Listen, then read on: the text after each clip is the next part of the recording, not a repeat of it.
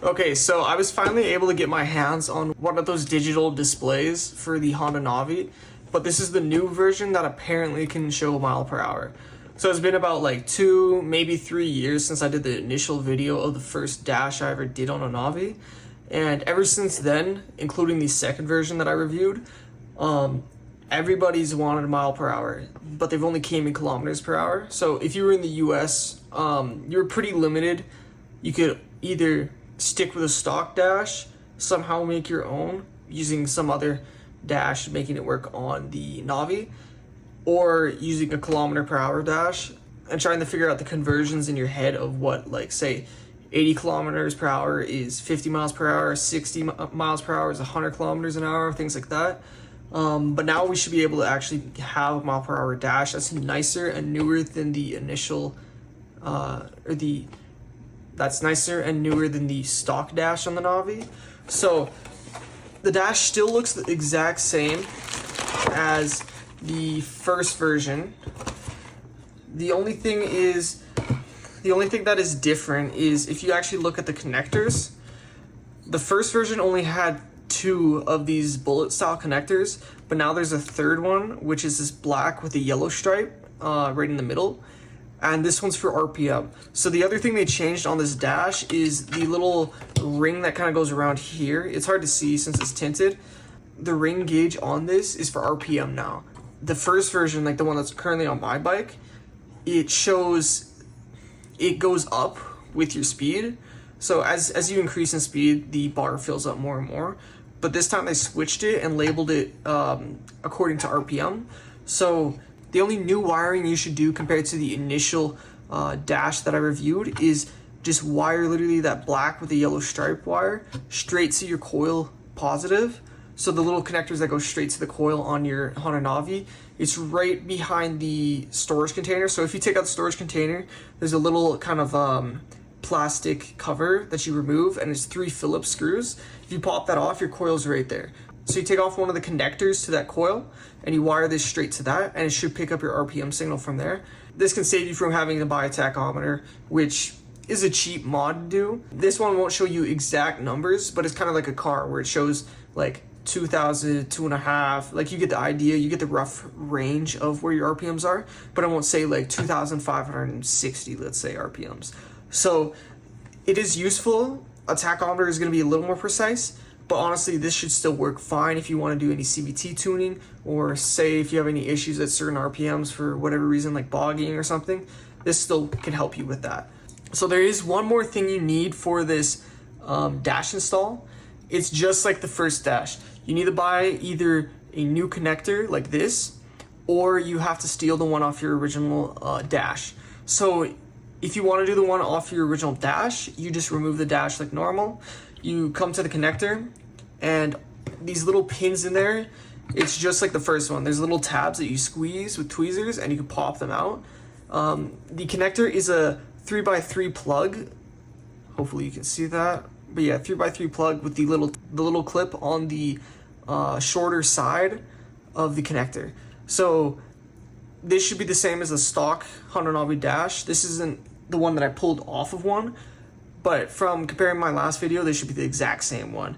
The one that's included is a 2x6 connector, and this is either for the early Navis or the clone Navis. I believe this one was listed as a dash for the Bit 150, it's called, which is a 150cc GY6 replica or knockoff Honda Navi, which it looks pretty similar, and the dash is the exact same. It's just the connector on this is wrong. So you have to depin this connector, just like the last one. It was either the same connector included on the first dash or a similar one. So yeah, first step is depin this whole connector. Like I said, it's fairly easy to do. I just use tweezers. Just be careful, don't bend the pins.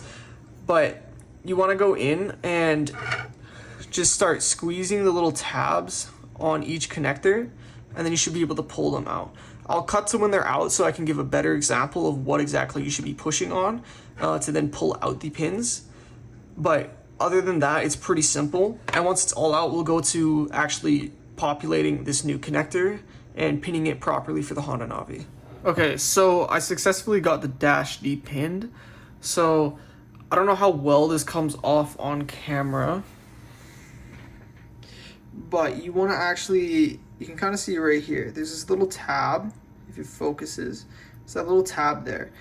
The pins will be facing up like this, and you want to come in with your tweezers, and you can either try and put it over top and squeeze that tab down, or what I was doing and what I found best was just holding this. These are cheap tweezers. If you have expensive ones, probably don't bend them, but I take it and I just use it as a little pick kind of. I took it and I kind of just went in there and pushed down the tab. I found it helpful if you push the actual wire into the connector first, push this down and then pull it out, and it should come out. Just be delicate with it. Take your time. Don't force anything too hard. Once you have that pushed down, it should come out somewhat easily. But once that's done, we are good to actually start repopulating the new connector, which is this white one, like I showed at the start. And it should be the same as the last time I set up a dash on the Honda Navi. This time I'll probably leave out the engine light and some other things. So I'll start adding those pins and showing you exactly where they go. Okay, so starting out, what you want to do is take this connector here and face it this way. So face it on the right side, and you want to take it, and I'll start at the top left. So if you're looking at it from the bottom, the top row on the left is going to be the orange connector.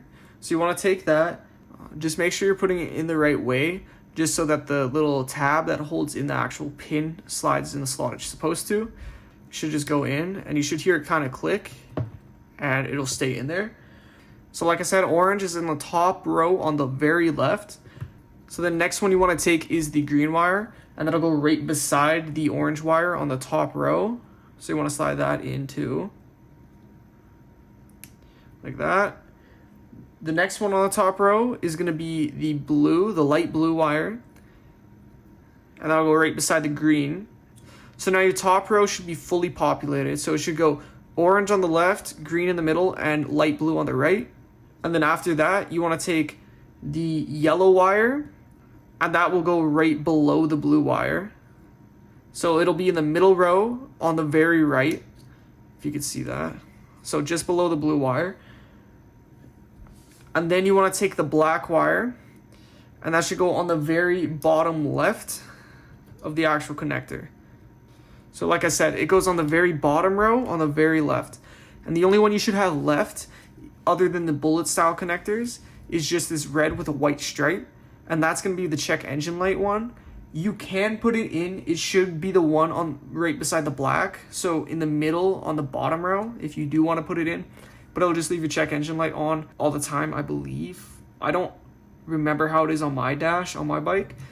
But if you don't want that light on at all, just leave that unplugged. And then your dash should be good to go. So one thing I recommend doing is put heat shrink on this red and white connector, obviously. But take out the dash from this plastic trim if you got the whole assembly and not just the actual dash part itself. And you want to come and take the actual tinted lens off and switch on your stock dash's clear lens. This tinted lens makes it almost useless other than at night, and even then it's hard to see. So if you put on the clear lens, it'll help visibility a lot more. It's still not perfect during the day, but it's far better, and it's a lot more usable, especially if you have a tinted visor on your helmet. Then you can actually see it like decently well.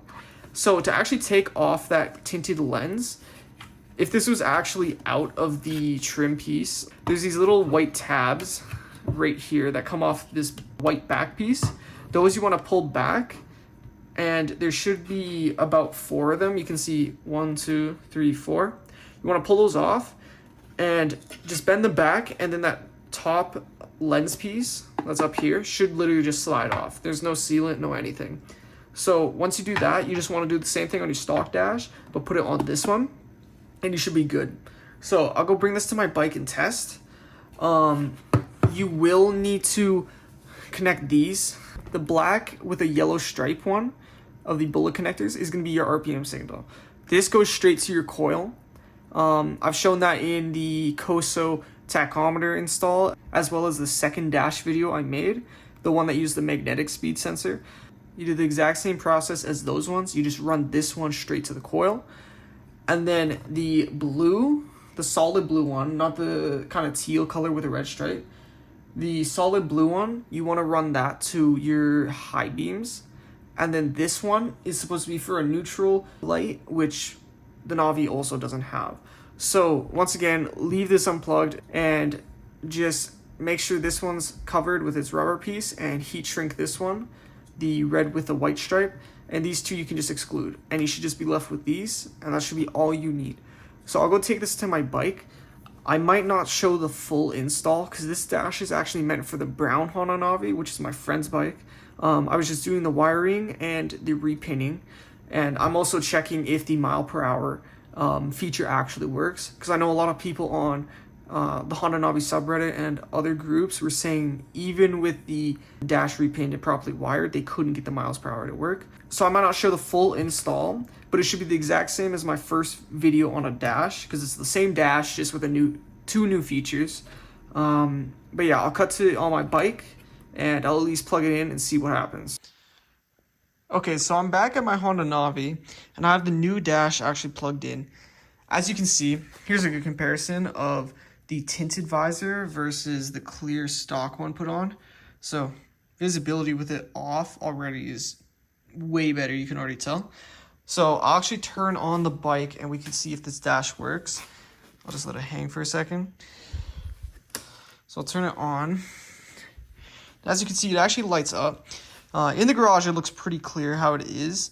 But like I said, definitely switch to this tinted visor. It makes it way better. It does look nice like this, but trust me, usability-wise, it's not good. So the way you're supposed to switch to miles per hour on this dash is you're supposed to toggle the high beams and low beams on, I believe, 6 times. So as you can see right now, it's in kilometers per hour. So if I... Okay, so after playing around with it for a bit, I actually got it to work. So I was able to successfully make it go from kilometers per hour to miles per hour. It also changes the mileage. And I also found out you can actually switch from odometer and trip. I don't know if that works on the original dash. I can verify that right after I'm done showing this. But what you want to do is first have it off and then turn on the bike, obviously. Let it run through the sweeping cycle of testing the actual dash. Once you're on this screen, you want to take this and you want to go like that until you see it go like this and it switches from trip. Go like this so it switches again. Leave it. And then flick it once like that and you can see it switch. So now if I go like this. All right, there you go. So it is kind of finicky. I don't know the exact kind of science to how to switch it, but you get the idea. Just play with this and watch that trip meter switch and then give it a little bit of delay. Flick that up and it should switch. I was doing it consistent just before I started recording. I'll try and do it again. There we go.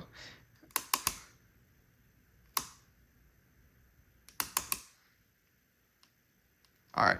Yeah, you kind of get the idea. But as you can see, it actually has miles per hour, which is a huge win for whoever was in the US and couldn't get the original version of the dash to work. And I can't really show it. Yeah, I can't really show it. But this little bar that goes around here, so that little circle, half circle on the dash with the clear lens, it is in here too. It's just tinted and you can't see it. But on this original dash, you can see it's not numbered or anything. On this one, I'll have to look at the pictures again, but I think every 4th or 3rd one, it has an actual number for RPM. So you actually know what your RPM is using that, and you don't necessarily need a tachometer. I still personally like tachometers. And like I said, you'll have to wire that black with the yellow stripe wire exactly how this one was done.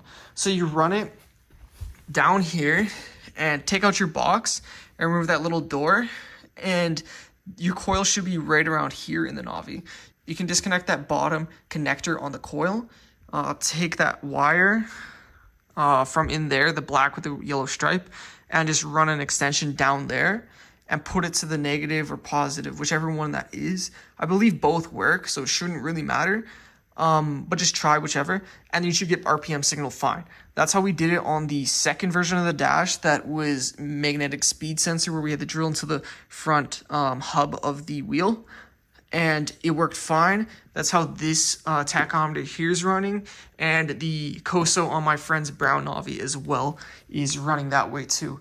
So as you can see, it's pretty simple repin, and it's pretty cheap to do this mod on your Navi. It's maybe $50 for this Canadian, so fairly cheap. Like I said, it's pretty much the exact same as this one.